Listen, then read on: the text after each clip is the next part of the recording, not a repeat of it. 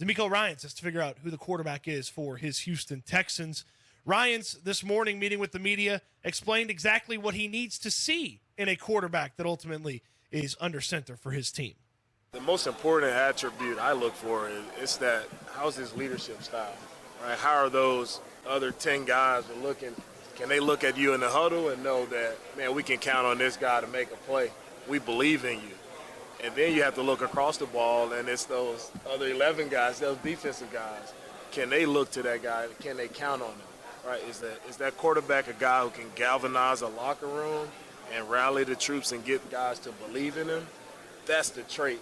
And it's easier said than done because only so few guys can do that. Initially, when I heard that DeMeco Ryans said, yeah, the most important attribute for me is leadership, kind of just put my head in my hands. I was like, what are we doing here? But then he went on to kind of explain what he meant. And he talked about getting in the huddle, having guys count on him, believe in him, having the defense believing in him. BK, we say this all the time.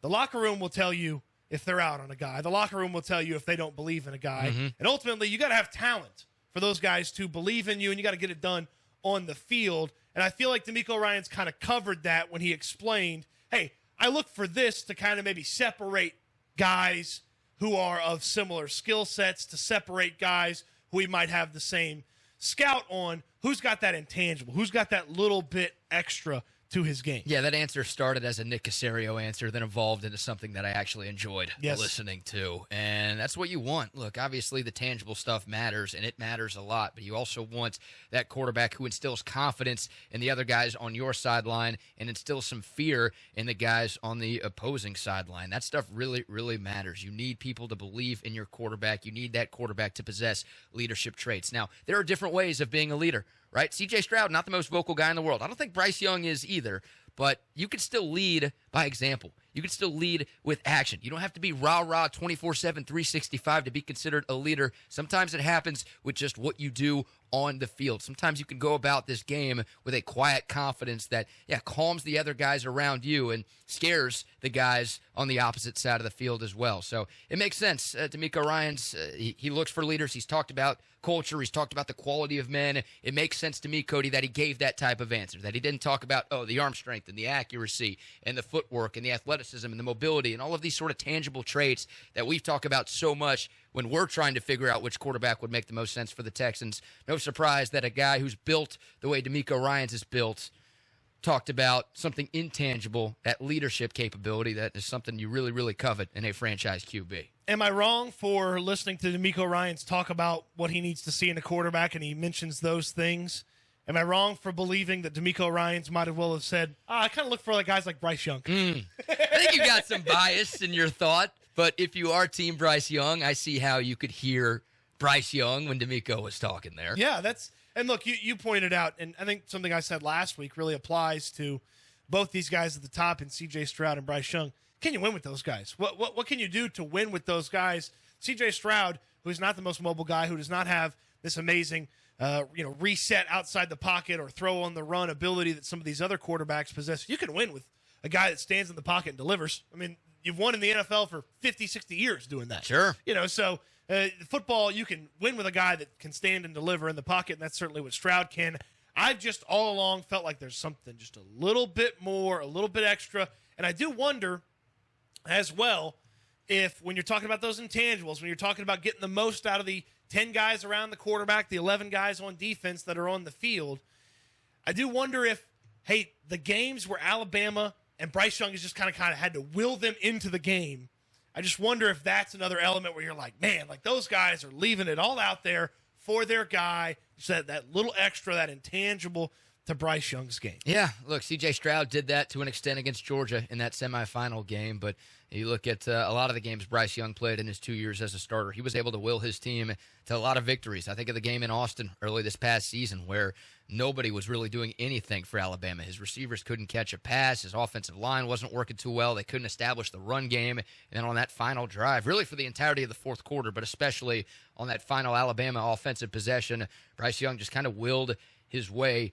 to victory. And I'll tell you what, as a fan of the other team, I was nervous DeMeco Ryans is talking about instilling fear in the guys on the other sideline. I wasn't on the other sideline. I was at home on my couch, but rooting for the other sideline, and I was scared crapless. I didn't think Texas had a chance to win that game because of Bryce Young doing what he did. And you look at some of the losses that Alabama had this past season with Bryce Young under center. I mean, he did just about everything he possibly could have done in some of these games. I think about the Tennessee game that was played in the 50s. Like, what, you're going to blame a quarterback for losing a game where the offense put up 50 points? Like, this dude, way more often than not, in big spots, showed up time and time again. And that's something like, this is something that I should have debunked a long time ago, and your guy Patrick Mahomes should have done this for me. And there have been a number of examples over the history of the NFL where guys didn't win a lot of games in college, but turned out to be very successful and winning quarterbacks in the NFL.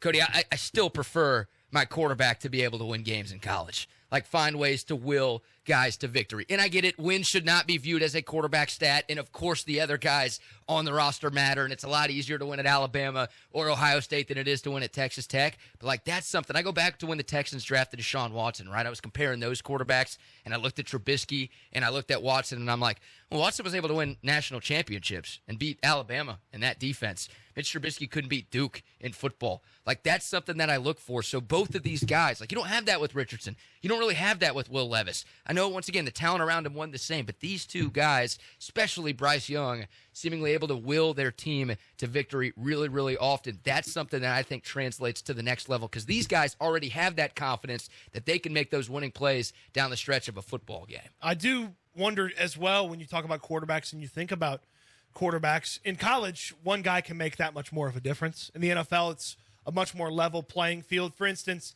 you look at some of the dynamic athletes that have been at the quarterback position and how they can use their legs to really transform and take over a game. And Bryce Young doesn't have that. C.J. Stroud doesn't have that. Really, without the exception of Anthony Richardson, none of these guys has take over the game with their legs type potential from even their college days. And then certainly at the next level, that even takes a step back. But it's what little aspect of your game. Maybe it's calmness. Maybe it's just taking what's there early in the game so that you're setting stuff up for later in the game. Like, there are small elements to the game that is present within top quarterbacks that you hopefully see on a regular basis in college. It's part of the reason Stroud and Young separate themselves from Richardson and Levis, because the good's good with Richardson and Levis. Yep. The bad's real bad with Richardson and Levis as well.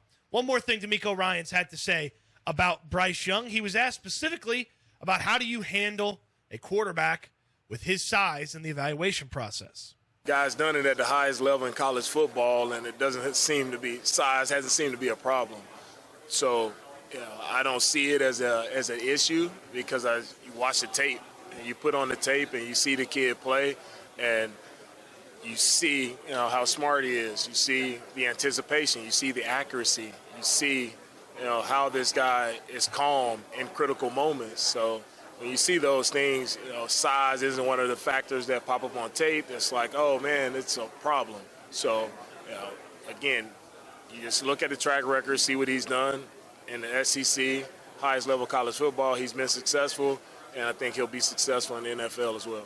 One thing DeMeco Ryans left out, I don't know that many people talk about the size as an issue when they're watching Young play, as much as they worry about the projection of the size at the next level from an injury and durability standpoint. Yeah, he wasn't getting passes batted down at the line of scrimmage a bunch of times in college, right? The size wasn't that much of an issue, and you bring this up all the time. He only missed one game during his career at Alabama, so it's more of the translation. And all of this is about projection, right? You're not drafting a guy because of what he did in college. You're drafting him because of what you believe he's going to do in the NFL. Well, NFL players are bigger, faster, and stronger than the guys in college. The hits hurt a little bit more. It's a little bit tougher to evade pressure and make things happen the way Bryce Young was seemingly able to do, like a magician at times during his career in Tuscaloosa. So that projection is the issue, because, yeah, you weren't seeing him hampered by his height much at all during his time in college, but will that be a thing in the NFL? When you talk about batted passes and his size, the prototype people, how many passes has Davis Mills had knocked down the past 2 seasons for a guy that's that prototype size?